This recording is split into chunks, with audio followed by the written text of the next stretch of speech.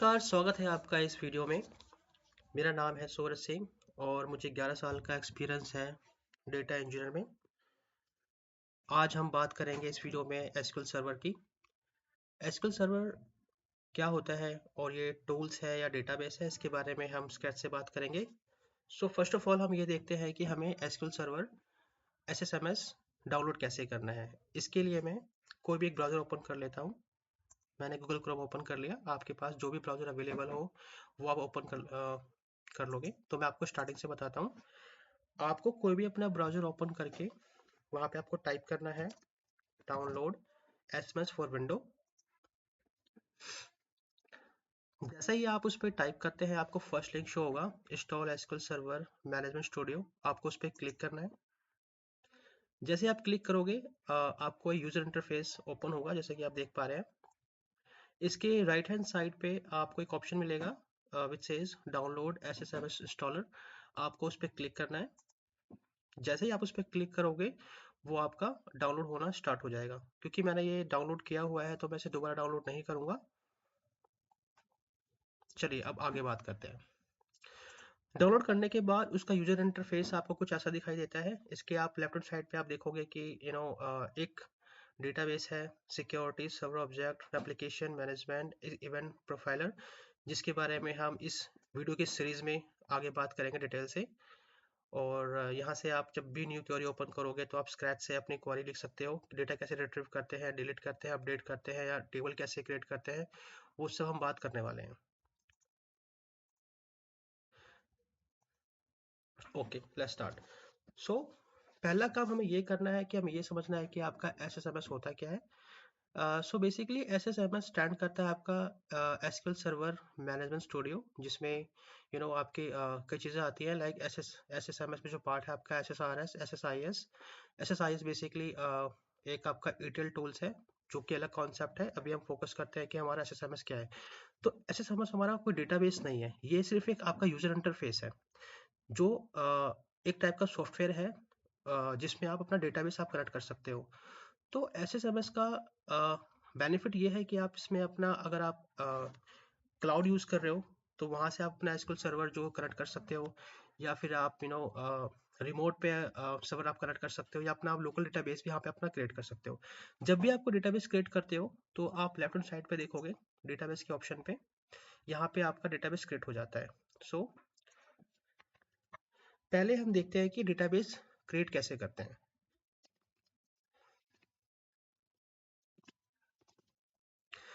तो database create करने की जो कमांड है वो सिंपल कमांड है। हम टाइप करेंगे क्रिएट डेटाबेस और उसके बाद हमें डेटाबेस का कुछ भी नाम देना है। तो लेट्स सपोज हम नाम देते हैं ऑर्डर। ऑर्डर हमने कोई नाम दे दिया डेटाबेस का। ऑर्डर हमारा एक प्रिजर्व कीवर्ड है तो वो हम नहीं डाल सकते। हम नाम डालते हैं कस्टमर न्यू। इस क्वेरी को रन करते हैं। जैसे आप इस क्वेरी को रन करोगे तो ये आपको एक मैसेज डिस्प्ले करेगा बॉटम में कि आपका जो डेटाबेस है वो क्रिएट हो चुका है। अब डेटाबेस क्रिएट होने के बाद आप इसे रिफ्रेश करोगे, आप डेटाबेस के ऑप्शन पे जाओगे तो आप देखोगे कि आपका कस्टमर न्यू डेटाबेस ओपन हो गया है। बट इस कस्टमर डेटाबेस के अंदर अभी आपको टेबल बनानी होगी क्योंकि अभी आपका डेटाबेस ब्लैंक है। बट उससे पहले हमें ये चेक करना है कि कौन सा डेटाबेस हमारा एक्टिव है। तो उसके लिए कमांड है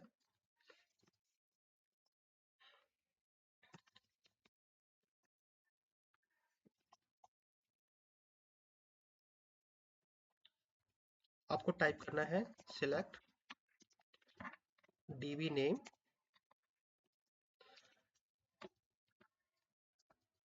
एज करंट डेटाबेस। तो देखते हैं अभी डेटाबेस कौन सा एक्टिव है।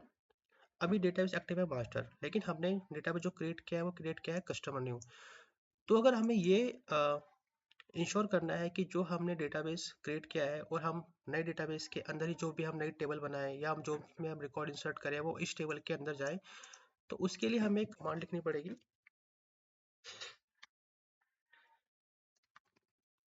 यूज जो डेटाबेस का आपका नाम है कस्टमर न्यू, और आप इसे अब इसे रन करते हैं। तो जैसे ही हमने रन किया, आप बॉटम में आप देखोगे आपको मैसेज डिस्प्ले करेगा कि आपकी कमांड सक्सेसफुली रन हो चुकी है। अब हम इस क्वेरी को चला के ये चेक करेंगे कि अब भी कौन सा डेटाबेस हमारा करंटली एक्टिव है। तो अभी हमने जो नया डेटाबेस बनाया था वो हमारा करंटली एक्टिव हो चुका है। तो अभी तक हमने ये सीखा कि हमें डेटाबेस कैसे क्रिएट करना है।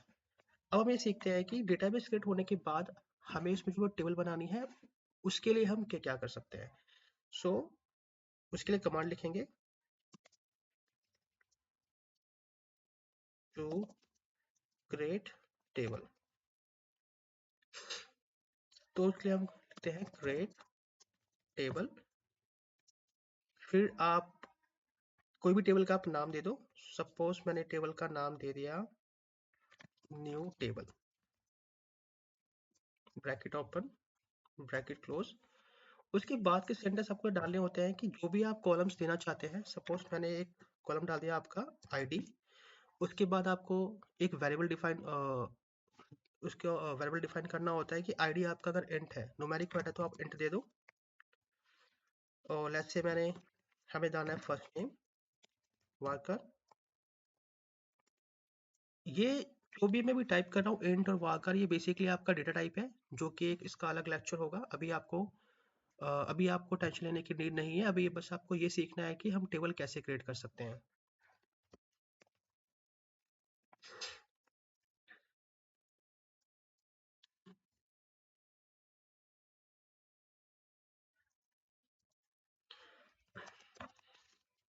एक हमने दिया मोबाइल नंबर वेकेंट, एक हमने डाल दिया आपका सिटी।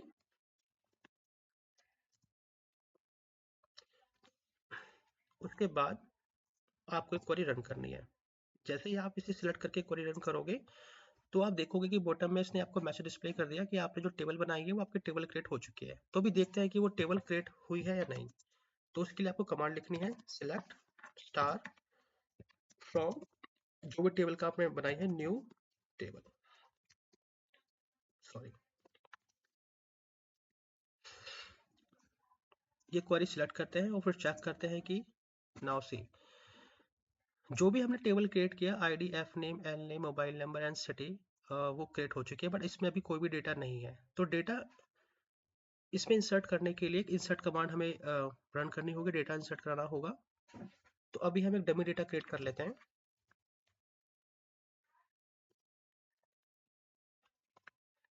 तो उसके लिए कमांड आपको लिखनी पड़ेगी इंसर्ट इनटू टेबल का नाम आपने न्यू टेबल बनाई है। अब उसके बाद जो सेंटेंस आपको लिखना है कि वो कौन से कॉलम है आपको जिसमें डेटा इंसर्ट कराना है। तो पहला आपका कॉलम है ID, second F name, L name, mobile number, city. उसके बाद आपको टाइप करना है वैल्यूज। वैल्यूज में हमें अभी हम मैनुअली डेटा डाल लेते हैं, 4 डेटा की एंट्री करा लेते हैं। लेट्स से कि मैंने बोला आईडी मेरा 1 हो, फर्स्ट नेम में मैंने डाल दिया कोई जॉन,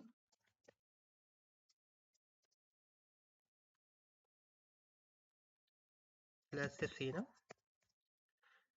मोबाइल नंबर डमी डाल लेते हैं, सिटी हमने यहाँ डाल लिया जयपुर। इसे कॉपी करते हैं